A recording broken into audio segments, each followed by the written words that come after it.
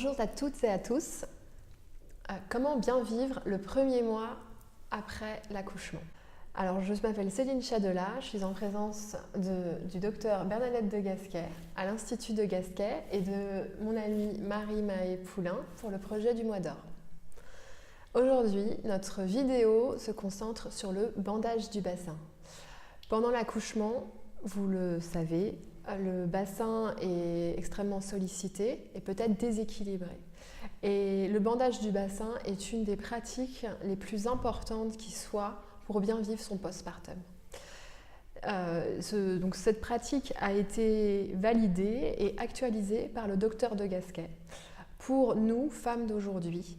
Et elle va nous expliquer tout de suite en quoi cette pratique est hautement bénéfique pour votre santé sur le court et sur le long terme.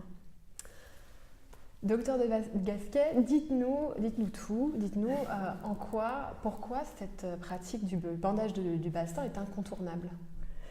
Idéalement, elle devrait se faire sur la table d'accouchement avant de mettre un pied par terre.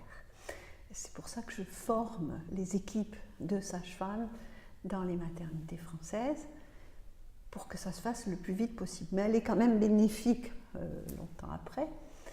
En fait, à l'accouchement, le bassin doit bouger. C'est assez compliqué, il s'ouvre en haut, au milieu, en bas. Tous les bébés sont obliques, donc c'est asymétrique. Il y a des choses tout à fait normales, physiologiques qui se passent. Mais si on remet pas les choses en place, si on ne maintient pas avant de se lever, on va se lever un peu disloqué. Il y a plein de femmes qui disent ça. Je me sentais complètement disloquée, ouverte, avec une perte d'énergie, avec une grande fatigue. Et en fait, je dis aux sages-femmes, enfin, quand le périnée est déchiré ou coupé, vous refermez. Bon. Le bassin, il est à chaque fois ouvert. Donc il faudrait systématiquement remettre les choses en place. Et comme on est très lax à ce moment-là, parce que les hormones font que, il faudrait maintenir le bassin, il faut le remettre en place et le maintenir. Dans les traditions, il y a des manœuvres qui sont faites tout de suite. Et le bandage est refait tous les jours après la toilette. Au moins pendant 7 jours, mais plutôt jusqu'à 21 jours. 21 jours. Chez nous, c'est difficile de refaire, de vivre avec, parce qu'on est debout, on monte les escaliers, etc.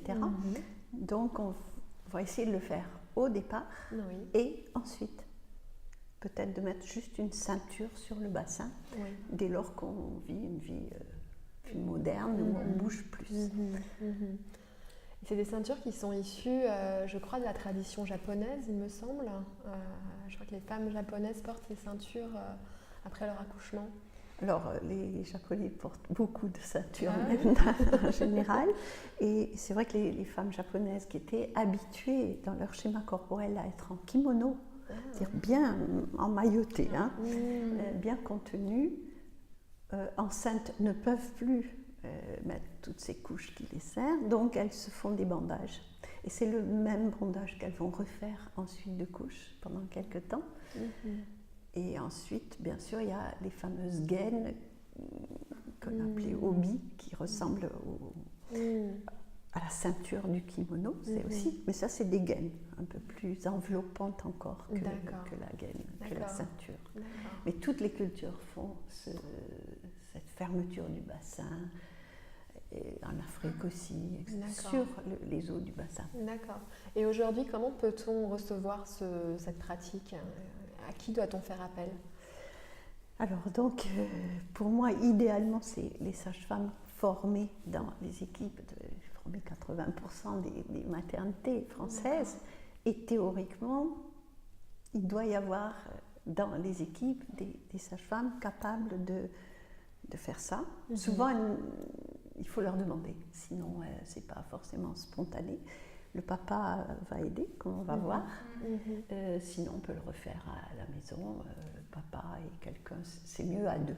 À deux. C'est mieux à Ne deux. pas hésiter à solliciter les sages-femmes Oui. à la maternité et aussi se former, c'est ça pour les papas, pour les personnes qui Alors, viennent voir la maman pour voilà. pouvoir le pratiquer dans les jours qui suivent. Ça peut se faire donc en prénatal, dans les séances prénatales, très souvent on me demande, et en particulier la séance où il y a les papas, la séance fin de grossesse où il y a les papas, parce que c'est plus facile, mais beaucoup de mamans le demandent et le ressentent effectivement.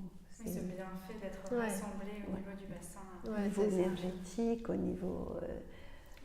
Et donc, c'est pas que du confort. J'ai fait des IRM dynamiques et j'ai pu montrer que on remet en place les os du bassin, la vessie, l'utérus ne sont pas à la même place.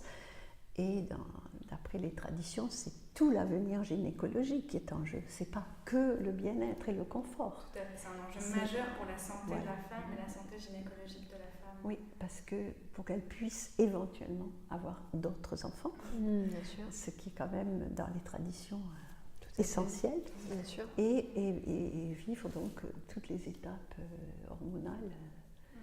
Et c'est une pratique qui ne coûte rien, qui n'est pas dangereuse et qui apporte vraiment Qui est hautement bénéfique. un gros bien-être. Et donc c'est ce que vous allez nous montrer aujourd'hui. On va pratiquer le bandage du bassin ensemble pour que chacun puisse s'approprier déjà une première approche de cette pratique-là, Voilà. avec une invitation à compléter ensuite la connaissance du Ce geste. que je vais montrer, c'est un petit peu justement les points, les repères essentiels, Pour identifier. Voilà.